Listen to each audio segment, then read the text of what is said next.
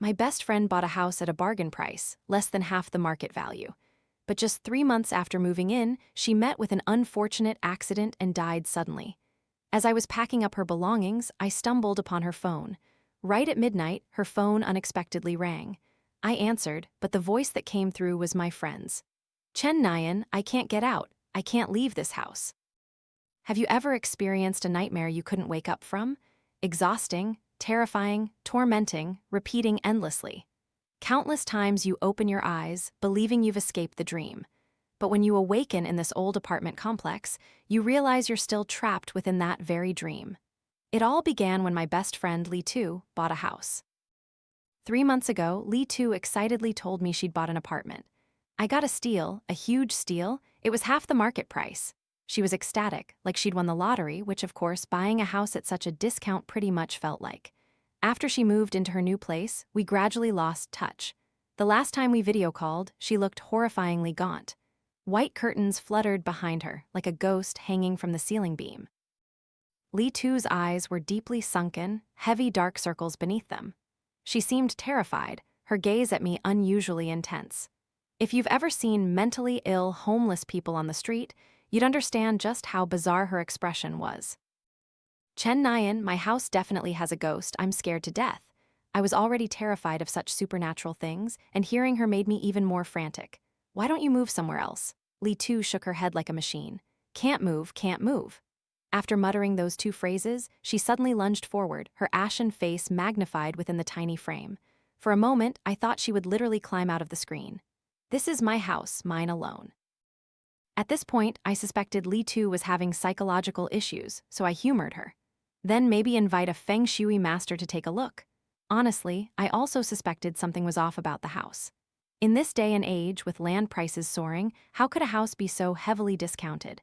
If it were truly such good luck, how would it fall to people like us from the lower strata of society? Ghosts fear the desperate. Don't scare yourself, it's not worth it. Lee Tu leaned back as if she'd just grabbed a lifesaver. She mumbled, right, I'm just scaring myself. She hastily hung up. From that day on, she vanished. I searched for her, even reported her missing to the police. But the police told me Lee Tu was fine, she simply didn't want contact with me. Young people's relationships are so fragile these days. Your concern is enough, any more might be seen as rude. The local officer, holding a large teacup, spoke with a seasoned air, very serious. The police couldn't disclose Lee Tu's address, citing privacy violations. But I truly suspected Lee Tu was haunted. Lee Tu was my best friend, I couldn't just stand by. Yet I was utterly helpless. I posted online and there were 3 comments. One accused me of clickbait, another offered free fortune-telling, and a third was quite sincere, saying that losing contact meant a complete break. Your friend is afraid you'll freeload, so she's doing this on purpose. But no matter what I did, Lee Tu simply disappeared from my life. Sometimes I thought, maybe that's just how the ordinary world works. A fleeting goodbye can sometimes be a final farewell, but I never imagined Lee Tu would die. A month after losing touch with her, the police contacted me. They said Lee Tu had jumped from a building, a suicide. She'd left a will, bequeathing the house to me. The moment I heard the news, I couldn't believe it. How could Lee Tu jump? Accidents happen every day in this world. People leave, people are born. But until it actually happens, we can never truly imagine the depth of that emotion. Humans are like plants growing on Earth. With each loved one lost, a thread connecting us to this world is severed. Until finally, we too must depart.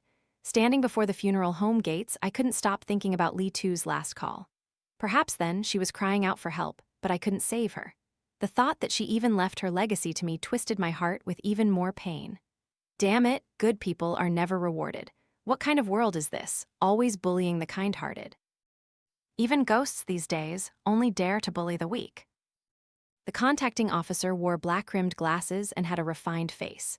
Perhaps accustomed to such matters, he said nothing more, only stating that Lee Tu had died on the spot and, requiring no emergency treatment, had been transferred directly to the funeral home. Oh right, this is the victim's phone. It still turns on, so I'll give it to you. The officer handed me the old, battered iPhone 11 Lee Tu had bought online. The screen was shattered, but when I pressed the power button, it still lit up. A relic is the last comfort the dead offer the living. Holding the broken phone, I sat beside Lee Tu's coffin for a while. The embalming work was quite good. She no longer looked frightening, just unusually pale. How did things come to this? I didn't know what to say to Lee too. I just rambled on for a long time, unable to get to the point. In truth, my heart was a tangled mess. I kept recalling that last video call with Lee too, always feeling as if some invisible hand had pushed her onto the path of death. Could her house truly be haunted? This suspicion sent shivers down my spine. I wanted to find a feng shui master to investigate, but each consultation for a residence cost hundreds of millions, and even if I sold myself, it wouldn't be enough. After seeing the prices, even ghosts didn't seem so scary anymore. It was my poverty that gave me courage.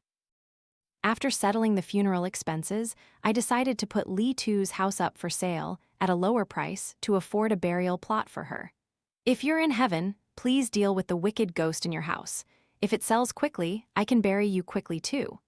Cemetery plots were expensive. Without selling the house, I truly didn't have enough money. Leaving the funeral home, I still found the whole situation incredibly bizarre. But that night, something even more terrifying occurred. I returned home, feeling unusually sleepy. Unlike Lee Tu, who always kept a strict schedule, I was a writer, or to put it elegantly, a freelancer. The greatest freedom of my job was my sleeping hours. But that day was different. My heart was heavy. I cried for a while at home, then dozed off on the sofa. As I drifted into sleep, I felt someone push me. "Chen Nyan," drowsy, I mumbled. "Don't move, I'm sleeping." A minute later, I startled awake. I was alone in the house, wasn't I? Goosebumps prickled half my body, but I didn't dare open my eyes. To be honest, I was both timid and prone to imagining things. At that moment, a vivid image flashed in my mind. Opening my eyes to see Lee Tu's face pressed against mine. I didn't dare stir, afraid whatever it was would know I was awake. Damn it, I have nowhere to hide, no way to escape. 2 minutes later, I was fully awake. The living room light was still on, its glow seeping through the cracks in my eyelids. Calming myself, I thought perhaps it was just lingering trauma from visiting the funeral home earlier. It's probably nothing, just a nightmare. But immediately after, I knew this wasn't a dream, because I heard a sigh, very close, as if right behind me. But behind me was just a wall. How could there be anyone? The more I thought, the more I shivered. Perhaps out of sheer terror, I bravely spun around, thinking that even if it was Lee Tu's ghost, she couldn't harm me, maybe she just wanted to see me. But when I frantically turned, there was only the sofa and an empty wall behind me. None of the horrific scenes I'd imagined materialized. It turned out I was just scaring myself. Yet at that very moment, another sigh echoed from behind me, so close that I couldn't trick myself into believing it was an illusion. Fear paralyzed my limbs, my body stiffened as if acupressure points had been struck, goosebumps rose along with a tingling sensation, rooting me to the spot, unable to move. "Lee Tu, stop scaring me, I'm so scared. If you're still lingering, tomorrow I'll burn spirit money for you, luxury cars, models, everything. If you have any grievances, find someone capable. What good can I do?" No one answered, nor was there any ghost. But this time, I didn't dare turn around. My courage was like water in a sponge, only a tiny bit could be squeezed out, no more. Just as I was about to cry, I recited the names of Quan Am and Bodhisattvas for help. The sighs behind me continued, growing louder and louder. I realized it was a phone ringing, not mine, but Lee Tu's. Who could be calling her? Breathing a sigh of relief, I rummaged through my bag for Lee Tu's phone. What kind of ringtone is this, playing tricks on me? I pulled out her shattered phone, intending to see who was calling, but then something hit me, freezing me in place, making me afraid to look at the screen. I suddenly remembered. The first sigh had come from behind *me. The phone in my hand felt hot as a burning coal. I didn't know what to do with it. In the corner of the broken screen, a blood-red number 1 flickered incessantly. It answered automatically without me touching it. "Chen Nyan, I can't get out of this house," I screamed, throwing the phone against the wall, but Lee Tu's voice still echoed in the room. "Chen Nyan, embrace death for rebirth." A sensation of falling rushed over me, and I frantically opened my eyes. Everything was gone. Lee Tu's voice also vanished. Cold sweat streamed down my cheeks. I gasped, my soul feeling lost and disoriented, only much later realizing where I was. It was just a nightmare. There were no sighs, no phone call. Lee Tu's phone lay silently in my bag. Honestly, now I felt that phone was truly cursed. Whether I threw it away or kept it, a nagging unease persisted. "Lee Tu, please don't really scare me like this." Sighing, I decided to take a shower. The sweat after the nightmare made me feel sticky. The rented bathroom was cramped and suffocating. Standing before the bathroom door, I suddenly felt it was strangely unfamiliar. Must be scared by the nightmare, I thought. Suppressing my unease, I pushed the door open, turned on the shower, and prepared for a quick wash. Afraid of the water splashing, I stood facing the shower head, directly in front of the mirror above the sink. The light shone straight down from above, the mirror reflecting my pallid, gaunt face with dark circles from sleepless nights. As usual, I made a few expressions in the mirror, checking for new wrinkles around my eyes. I smiled, and the person in the mirror smiled back. After smiling for a while, I suddenly noticed something amiss. The smile in the mirror grew wider and wider, gradually losing its familiar shape. But it seemed I was already too accustomed to fear. I could still think clearly. To the sound of trickling water, I grabbed the toilet plunger beside me, raised it, and smashed the mirror in front of me. Get out. Stop clinging to me. I had thought it through. If there really was a ghost, it was already dead anyway, so why not face it head-on? Living timidly wasn't my style. At worst, I'd die, turn into a ghost, and fight it. The ghost in the mirror seemed stunned. When it saw me smash the mirror, it erupted in a furious rage. The broken shards began to reveal wide-mouthed spectral figures, as if tens of thousands of resentful spirits were surging forth. The water on the floor turned warm and sticky. I looked down to see dark red blood flowing around my slippers, clinging to my feet like glue, immobilizing me. The ghost in the mirror drew closer and closer, screaming and raising its hands as if to choke me. I took a deep breath, click, and turned off the bathroom light. If you're a mirror ghost, let's see how you manifest without light. Darkness, while evoking fear, also ignited courage. Human terror must have a certain threshold. Once reached, it either doesn't increase, causes one to die of fright, or induces a mutation. Clearly, my fear had mutated. Turning off the light was only a temporary solution. I couldn't stay in here forever, nor could I avoid light indefinitely. What should I do? The pool of blood on the floor stopped flowing when the light was off, then slowly began to warm up again. I remained motionless. Fortunately, my bathroom was quite small. From memory, I reached out and turned off the shower. The sound of water stopped, and the blood on the floor didn't increase. Excellent, it worked. Now it was time to deal with the mirror ghost. I was strangely calm. If I wasn't mistaken, I had smashed the mirror into 4 pieces. 2 fell into the sink, 1 remained attached to the original mirror frame. Thinking of this, I quickly flipped the light back on. Suspended time resumed its flow, the ghost froze, still screaming. I pretended not to see it, quickly pressed the remaining mirror shard back into place, making the 2 mirror ghosts face each other. In that moment of their confusion, I grabbed a shard from the sink and did the same, forcing them to press their faces together. The way out is also the way in. Enjoy embracing yourselves. After I finished, I even made a sarcastic remark. Earlier, I saw your mouth full of blood. It must smell awful, right? But you're all family, don't despise each other. You have hands, so wipe each other's mouths, okay?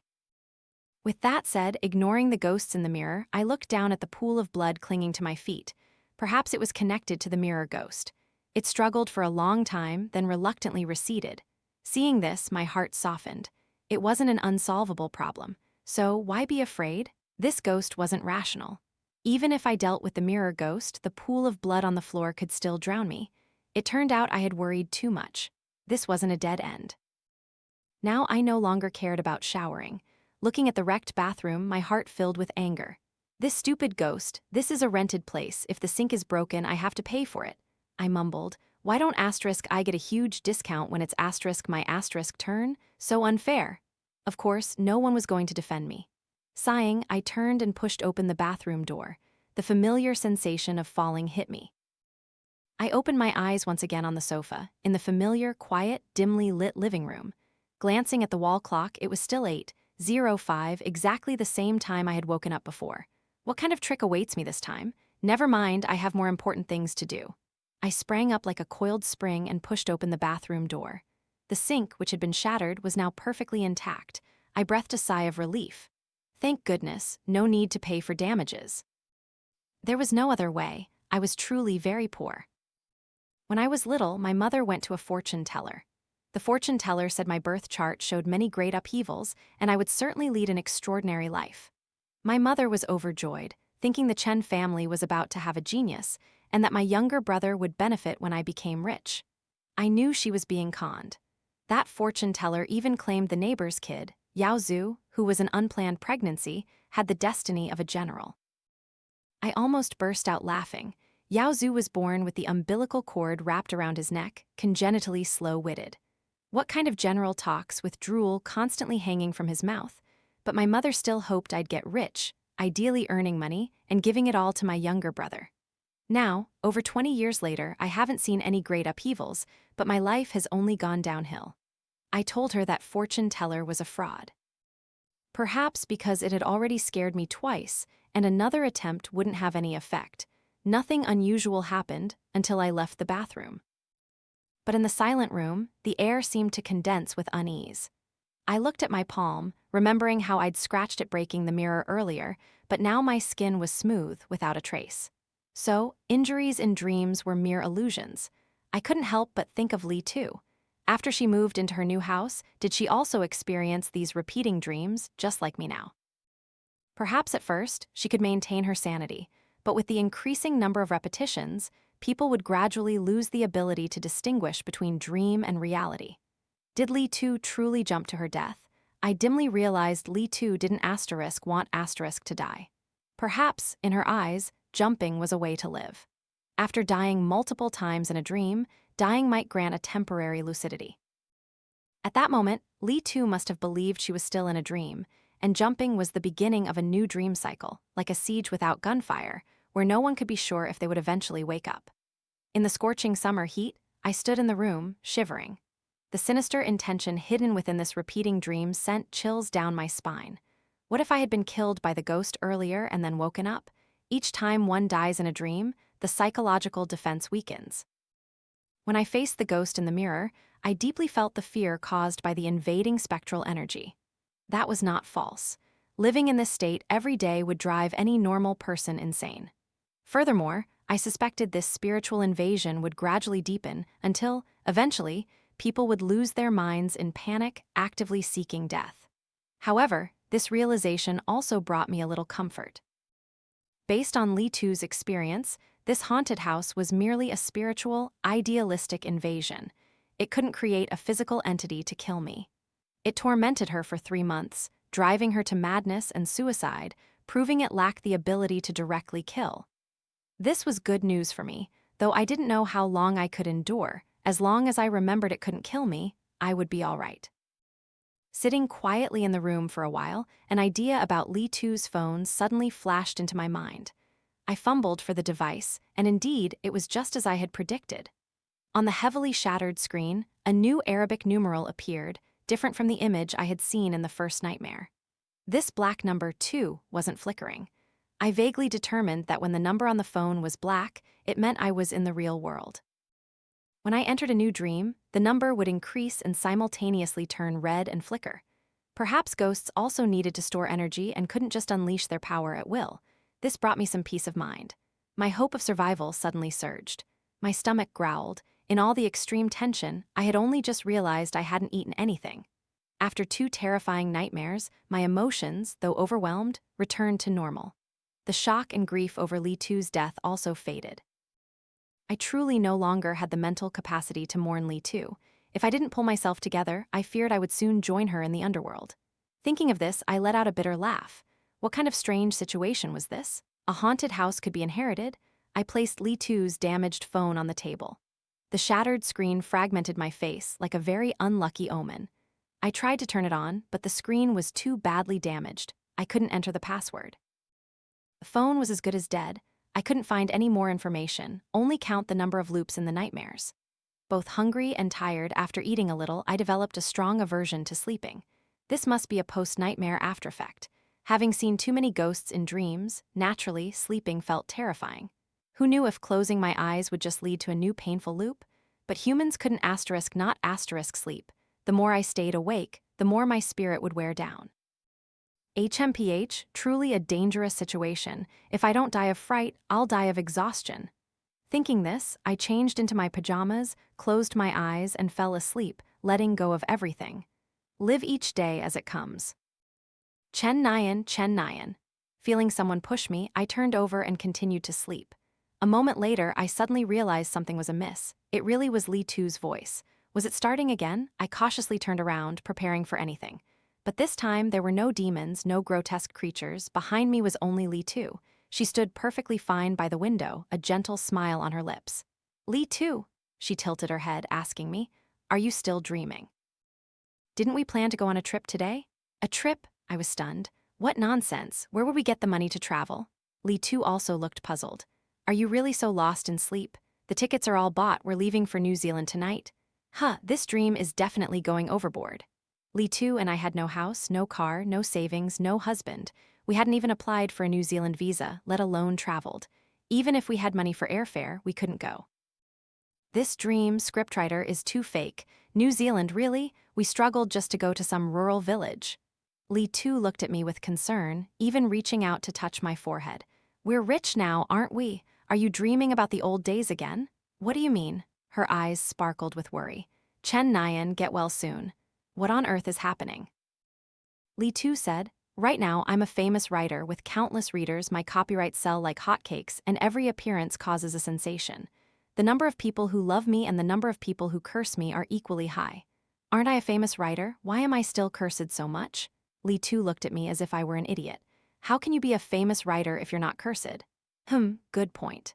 She said that because I was too focused on writing, my mental state had some issues. Because you write about haunted houses to find inspiration, you traveled all over the country to research. After finishing the book, you kept dreaming that you were living in haunted houses. Really? Yes, it's true. What did you dream about this time? I remained silent, unable to comprehend. I was still skeptical. The greatest sense of unreality came from knowing my own writing abilities and professional ethics. I thought there was no way I would travel all over the country to research haunted houses for a book. If I turned into a ghost, the first thing I'd do is silence you. She seemed to think I was joking, laughing, and saying, "You know too many of my secrets, I can't leave you around." I also laughed, laughing until tears streamed down my face. I was cautious, starting a little at every moment, but no danger occurred. It seemed all of this was just my own nightmare. Lee too wasn't dead, and there were no ghosts. I was very rich, all my books were bestsellers. I and Lee too lived together in a villa. In the yard, my favorite Porsche Panamera was parked, and the little cat we raised together curled up in the curtains, sound asleep every day. Everything was so beautiful it made me suspicious. Was this truly my current life? In the face of my silence and skepticism, Lee too never forced me. She just stayed by my side quietly. Look with your own eyes. Great writer, didn't you once say that a writer's most important ability is to maintain sharp perception? So observe carefully, use your eyes to distinguish between truth and falsehood. Have you ever had such a dream? A wonderful dream beyond compare. All your wishes come true, there is no story more perfect than that. I gradually accepted my current life. Time passed quickly, so quickly that I almost forgot the past. It was an ordinary afternoon. I stood by the glass window, drinking coffee. Lee too sat beside me. Sunlight cast a faint golden glow on her face, sparkling like golden scales. Chen Nyan, the sun is beautiful, isn't it? I smiled. Yes, the sun is really beautiful. She turned to look at me. Do you want to watch the sunlight like this with me forever? Why do you ask? Of course, I wanted to enjoy all beautiful scenery with her. I just want to hear you say it. I nodded. Yes, I want to be with you, watching the scenery together. Hearing me say that, Lee too smiled very brightly. That's great. I wish we could be like this forever. I was surprised. What's wrong? Lee too, are you having a nightmare too? She shook her head. No, I'm in a beautiful dream, my last beautiful dream. What dream? Confusion surged. It seemed I had realized something but didn't want to expose it. Lee too stood up and hugged me. Chen Nyan, do you like me? I answered without hesitation. Of course, you're my best friend. But no smile appeared on Lee too's face. I like you too, Chen Nyan. The knife is in your hand. I looked down, the coffee cup had transformed into a sharp knife. Everything before me melted like soft ice cream, slowly disappearing. Behind me, countless voices pleaded, "Stay, stay!" Everything distorted, the world collapsed with a roar. Only Lee too in front of me remained gentle. She smiled at me, her eyes full of encouragement. Great writer, it's time to wake up from the dream. Lee too lunged onto the blade of the knife. Everything before my eyes turned to darkness. The sensation of falling rushed over me. I looked down and saw the black number 6 slowly appearing on the shattered screen. The phone rang. I quickly answered without thinking. Which dream is this? The voice on the other end asked succinctly. If I'm not mistaken, it's the 6th. Not bad to survive the 6th dream. Who are you? The person on the other end hesitated slightly. I'm the savior Lee too sent. She smiled. Lee too sent word. Lee too, she's still alive. HMPH, how can the living find us? All right, no time for chatting. Listen, you need to quickly escape the dream prison. Dream prison, I'll explain it to you later. Let's keep it brief. According to the person's explanation, after death, humans have 7 days of wandering. Normal deceased individuals pass through the mirror room, located at the boundary between life and death. In the mirror room, there are countless mirrors. Each soul receives its own mirror to reflect their path in life and their path back. There are also many abnormal deceased who leave behind obsessions, unable to reach the mirror house, wandering the mortal realm until they dissipate. But there are exceptions. Souls with overly deep obsessions remain in the mortal realm, trapping themselves in a loop, eventually forming a dream prison overflowing with resentment, and can only find transcendence by finding a substitute. The house Lee Tu bought was precisely a dream prison. Living people who enter a dream prison will fall into 7 layers of the soul's dreamscape, completely losing their true selves. Trapped in the dream prison, they become new vengeful spirits, and I was currently in Lee Tu's dream prison. The deeper the dreamscape, the harder it was to escape. The 6th dream layer should have been the most dangerous, but surprisingly, it gave me a beautiful dream. I was dumbfounded, unable to speak. Gave me a beautiful dream. What do you mean Lee Tu asked you to save me? I am Jingsai. Lee Tu gave her mirror to me. In return, I need to bring you out of the dream prison. Luckily, you haven't entered the 7th dream layer, or even immortals couldn't save you. What is the 7th dream layer? It's the soul's final obsession. A living person entering the 7th dream layer is no different from being dead. Jingsai said she would take me out of the dream prison. Following Jingsai's instructions, I found a mirror and pointed it at the phone I was holding. A moment later, she crawled out of the mirror. She looks even scarier now. Jingsai was a young woman wearing a white shirt and trousers with black eyebrows, black eyes, and black hair. Do you always rely on phone calls to save people? Of course not. Each dream prison has a key. Your key just happens to be the phone, so I could call in. If the key were something else, I'd have to find another way. I tried to make conversation. That sounds really mystical. Jingsai shrugged. Mystical, huh? If you dealt with this kind of commission every day, you wouldn't find it strange at all. Give me the key. I handed her the phone. She held my hand and instructed, close your eyes. A wave of dizziness washed over me. Done, are we out? I exclaimed. It's not that easy, we're currently in the 7th layer. I was shocked. Isn't entering the 7th dream layer like being dead? Jingsai patted my shoulder. Entering the 7th dream layer * by yourself is like that, but now I'm leading you out of the dream prison. You must pass through 7 dream layers, truly understanding the soul's regrets to escape. She frowned. Lee Tu's dream prison is even more troublesome. She's a ghost prince with much heavier resentment. A ghost prince? So where's the ghost that killed Lee Tu? All reincarnated. A surge of rage made my voice hoarse. Why? Because of karma. What did Lee Tu do wrong? Entering the dream prison is karma. This is a life and death pact. Only one of the two, the soul or the living person, can get out. If the living person escapes the dream prison, the cage will dissipate and the soul will also vanish. But it's so unfair. How can the living compete against a vengeful spirit? Jingsai led me through door after door, as if climbing an endless stairway. It's unfair indeed, but there are far more injustices in this life than just this one. Why only focus on this? I remained silent for a long time, not knowing what else to say. I pushed open the last door, revealing a bustling street. Jingsai clicked her tongue. Troublesome, isn't it? We need to find the soul's true form to break the dream. But if she insists on hiding as the master of the dream realm, it will be hard for us to find her. If we linger, I'll be fine, but you, as a living soul, will be lost forever in the 7th dream layer. By then, even if I could get you out of the dream prison, you'd only be left as someone who's lost their mind.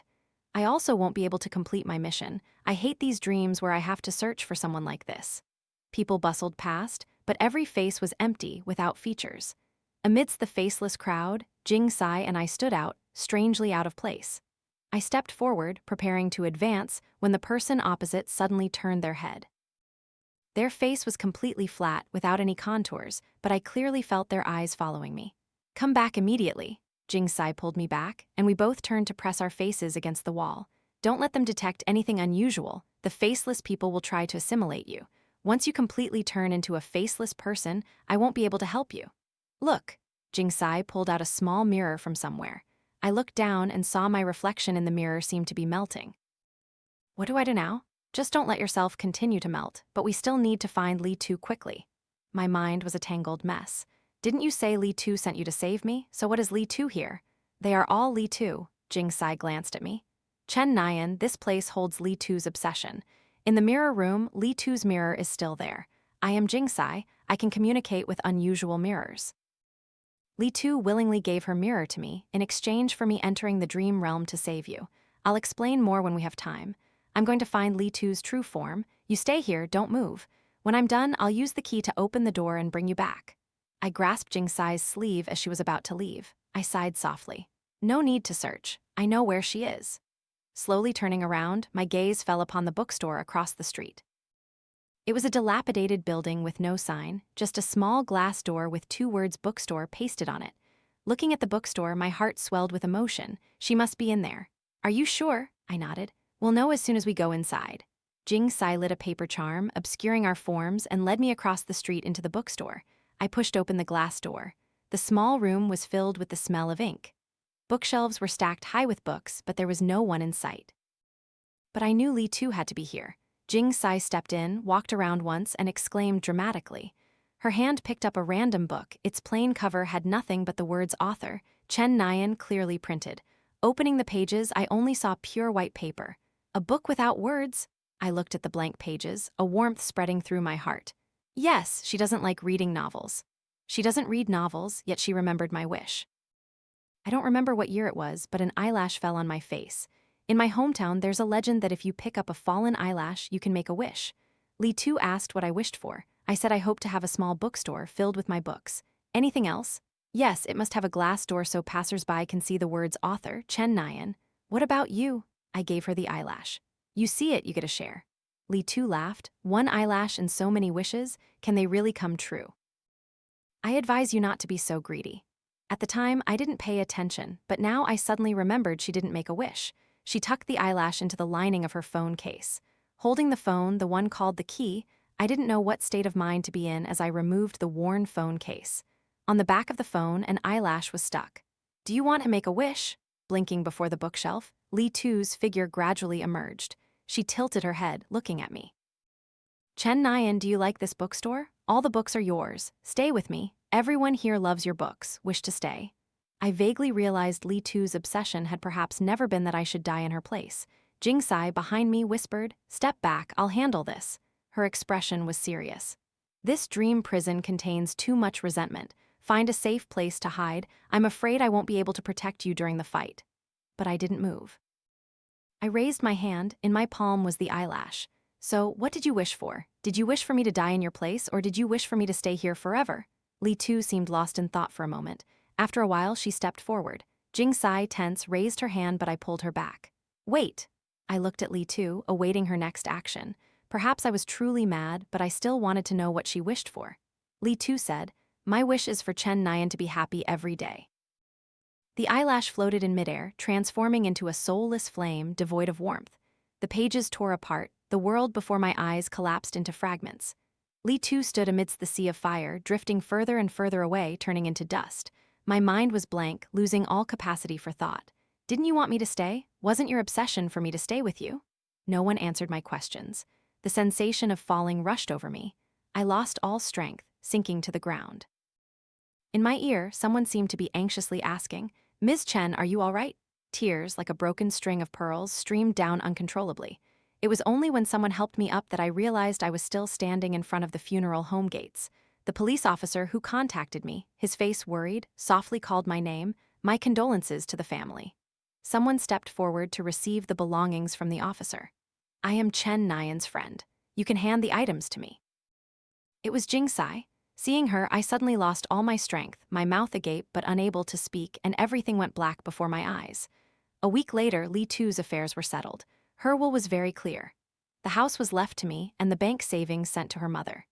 Jing Sai said that now Li Tu's house was just an ordinary dwelling with only a little residual resentment. People with weaker Bazi, birth charts might get minor, non-serious illnesses living there. I sold Li Tu's house for less than market value and bought her a grave. Jing Sai, perhaps quite idle, helped me with Li Tu's funeral arrangements. She asked, "Were you two lovers?" I shook my head. I've entered many dream prisons, but this is the first time I've seen a soul voluntarily break the dream. She must have loved you very much. Loved me? I looked at Li Tu's gentle smile on the tombstone.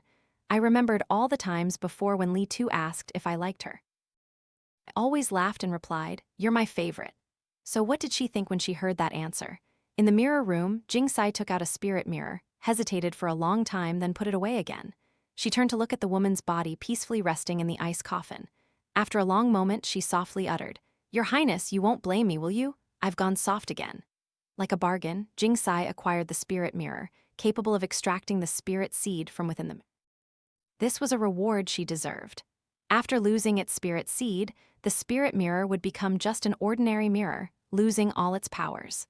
But in the end, she still chose to place Li Tu's spirit mirror on the platform of rebirth. Life and death are never the end. Perhaps many years later, people will still reunite with old friends in the form of a flower, in the form of a tree.